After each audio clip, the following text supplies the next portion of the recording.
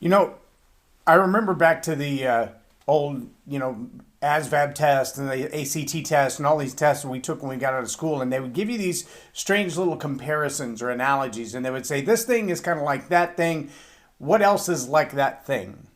And I remember one of those sets of, I don't know, mind teaser problems that said things like, all humans are animals, but not all animals are humans. All triangles are shapes, but not all shapes are triangles. Or maybe that's squares or spheres. All spheres are shapes, but not all shapes are spheres. Well, obviously not, because some of them are triangles or squares or what is that, polygon that has so many different sides, or a hexagon, or right? So the idea that something can be part of a class of something, but not embody all of that something. That's not a new concept to us. And so I want to take a principle that I've talked about. I've repeated this phrase over and over and over in Leading Leaders podcast. And I believe that we've reached a place in the evolution of our society that that phrase now is getting diluted in its meaning. So here's the phrase. Leadership, it's influence, nothing more and nothing less. What I want to say is that all leadership is influence, but not all influence is leadership. In the same way that all triangles are shapes, but not all shapes are triangles, all leadership is influence, but not all influence is leadership. Welcome to Leading Leaders Podcast, 5-minute videos, 5 days a week. I'm Jay Loren Norris with Leading Leaders Podcast. And I've quoted that phrase by John Maxwell, leadership is influence, nothing more and nothing less, for the 10 years that I've been a part of the John Maxwell team. My challenge for a lot of people, though, is that they ask the question, well, what kind of influence do you have? What do you have 10 million downloads of your podcast? Do you have 1 million followers on your Facebook page? Are you famous yet?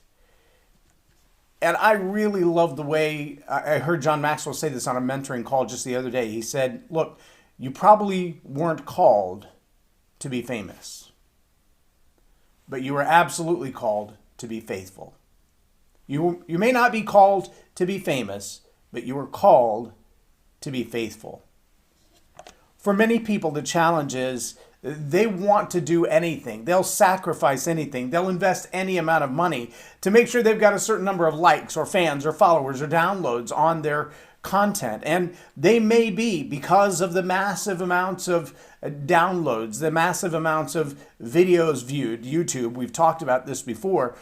Long before I apparently ran afoul of the YouTube gods, I had 10,000 video views and was pushing close to 1,000 followers. And then I woke up one day and I had 100 followers. I still have 104 followers. I still have videos that at one time had 300 or 400 views on them, and currently they show 0. And I don't know where all the views went. I don't know what happened to the people who were watching the videos before. It's like they just vanished. They were erased. I don't know how that happens, but it did. And so that would say that I'm not an influencer.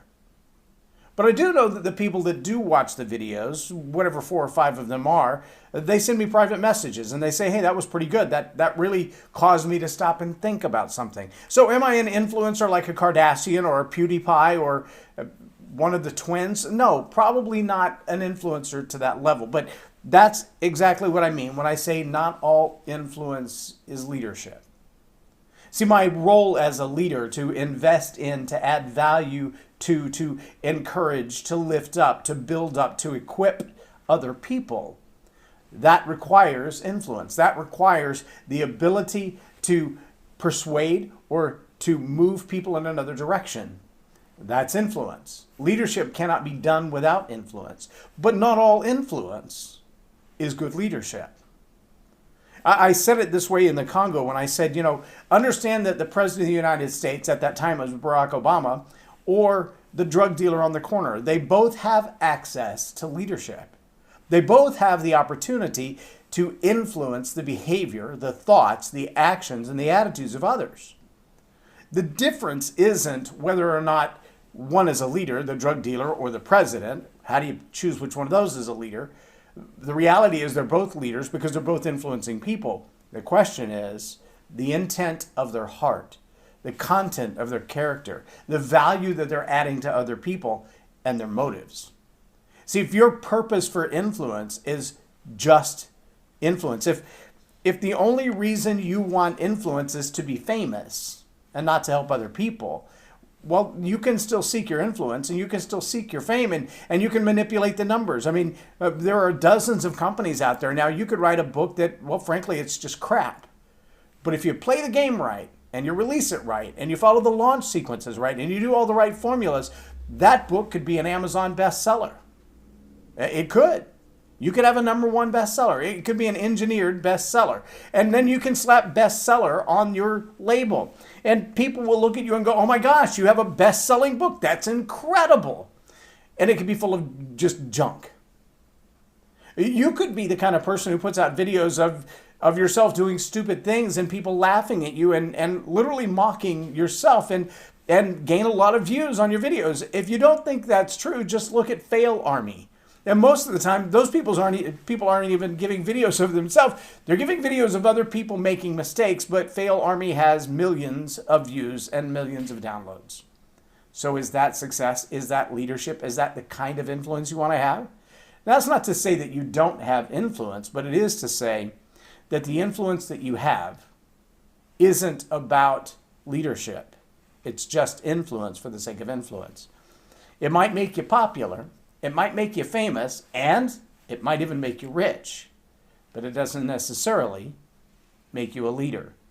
In fact, I believe it was either Miley Cyrus or Britney Spears or Madonna, maybe all three of them, who said outright, I didn't sign up to be a role model. I just wanted to sell my records. And they sold a lot of records, but they also influenced the behavior and the attire and the activities of a lot of young people. Does that make them a leader or just an influencer? So here's really my challenge to you. As a leader, ask yourself, are you really seeking famous? Or do you want to be a faithful leader? Are you really seeking the notoriety? Or do you really want to be noble in adding value to other people? Are you seeking the opportunity to stand in the limelight? Are you seeking an opportunity to move the spotlight to others?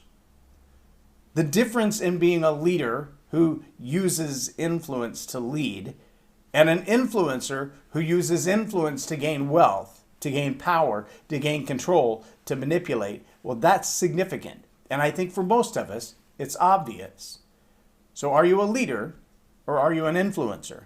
Do you influence for the purpose of leading or do you influence for your own good? All leaders use influence. All leaders are influencers. But not all influencers are leaders. I'm J. Loren Norris with Leading Leaders Podcast for Tell It Like It Is TV. Have a blessed day.